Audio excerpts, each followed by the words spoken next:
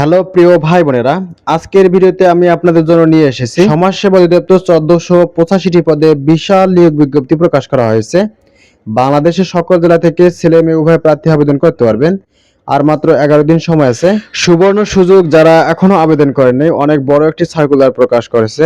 তাই ভিডিওটি শেষ পর্যন্ত দেখুন এবং গুরুত্বপূর্ণ তথ্যগুলো জেনে নিন। সমাজসেবা অধিদপ্তর, এখানে বলা হয়েছে সংশোধিত নিয়োগ বিজ্ঞপ্তি বলতে কি বোঝানো হয়েছে? আগে প্রকাশিত নিয়োগ বিজ্ঞপ্তি কিছু পরিবর্তন বা ভুল সংশোধন করে নতুন করে প্রকাশ করা এটি নিয়োগ বিজ্ঞপ্তি।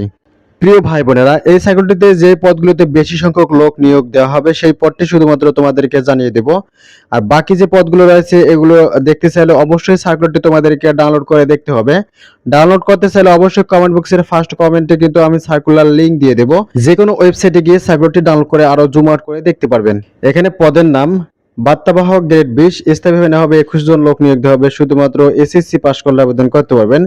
এখানে তৃতীয় বিভাগ কিন্তু গ্রহণযোগ্য হবে না, সেটি কিন্তু এখানে নিচে বলা হয়েছে। অফিস সহায়ক, স্থায়ীভাবে নেওয়া হবে 478টি শূন্যপদ রয়েছে। কোন স্বীকৃত বোর্ড হতে মাধ্যমিক স্কুল সার্টিফিকেট, শুধুমাত্র এসএসসি পরীক্ষা উত্তীর্ণ হলে কিন্তু এখানে আবেদন করতে পারবেন অফিস সহায়ক পদের জন্য। তারপর এখানে পদের নাম বাবুর্চি, স্থায়ীভাবে নেওয়া হবে 20 জন লোক নিয়োগ দেওয়া হবে। অষ্টম শ্রেণী পাস করলে কিন্তু আবেদন করতে পারবেন। এখানে কুকিং এর ক্ষেত্রে 2 বছরের অভিজ্ঞতা কিন্তু থাকতে হবে। তারপরে এখানে নিরাপত্তা প্রহরী নেবে 15 জন, অষ্টম শ্রেণী পাস করলে আবেদন করতে পারবেন।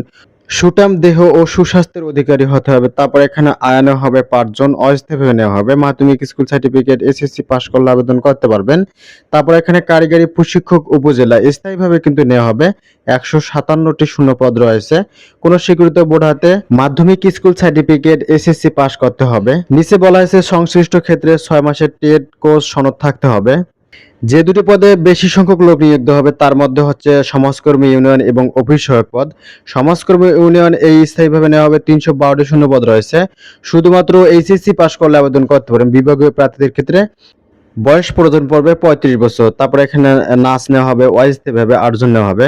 কোন স্বীকৃত বোর্ড হতে মাধ্যমিক স্কুল সার্টিফিকেট, এসএসসি পাস করলে আবেদন করতে পারবেন। এখানে অসংখ্য পদ রয়েছে। ডাটা এন্ট্রি অপারেটর, অস্থায়ীভাবে নেওয়া হবে 35টি শূন্যপদ রয়েছে।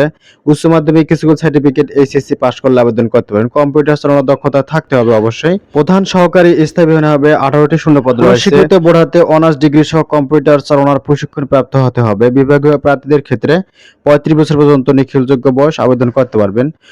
নিয়োগের জন্য আবেদনকারীর বয়স 1/6/2026 তারিখে 18 থেকে 32 বছরের মধ্যে থাকতে হবে।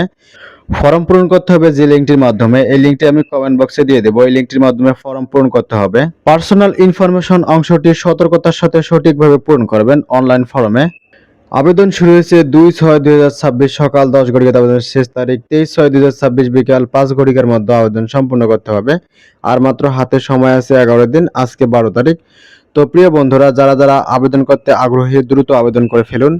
তো অনলাইনে ছবি আপনার আপলোড করতে হবে 300x300 পিক্সেল, স্বাক্ষর 300x80 পিক্সেল স্ক্যান করে নির্ধারিত স্থানে আপলোড করতে হবে। পরীক্ষার ফি বদলে হবে যে কোনো টেটেক প্রিপেড নাম্বারের মাধ্যমে 2টি এসএমএস করে।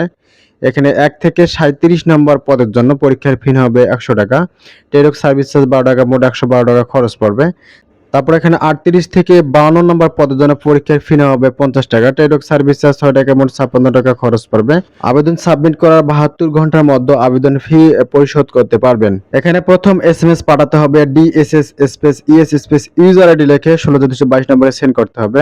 ফিতে এসএমএস পাসওয়ার্ড পাবেন ডিএসএস স্পেস ইএস স্পেস লিখে পিন লিখে 16222 নম্বরে সেন্ড করতে হবে। তারপরে একটি এসএমএস থাকবে, কমপ্লিটেড লেখা থাকবে, আপনার পেমেন্টটি সম্পূর্ণ হয়েছে এবং পদের নামও নিচে কিন্তু পেয়ে যাবেন। আর আবেদন ফর্মে আপনার যে নাম্বারটি দিয়েছেন সেই নাম্বারে কিন্তু একটি এসএমএস যাবে। ইউজার আইডি এবং পাসওয়ার্ড ব্যবহার করে পরবর্তীতে এডমিট কার্ডটি সংগ্রহ করতে পারবেন। এসএমএস এ পরীক্ষার তারিখ ও সময় জানিয়ে দেওয়া হবে। প্রিয় বন্ধুরা, এই ছিল আজকের ভিডিও। ধন্যবাদ সবাইকে, সবাই ভালো থাকবেন। আল্লাহ হাফেজ।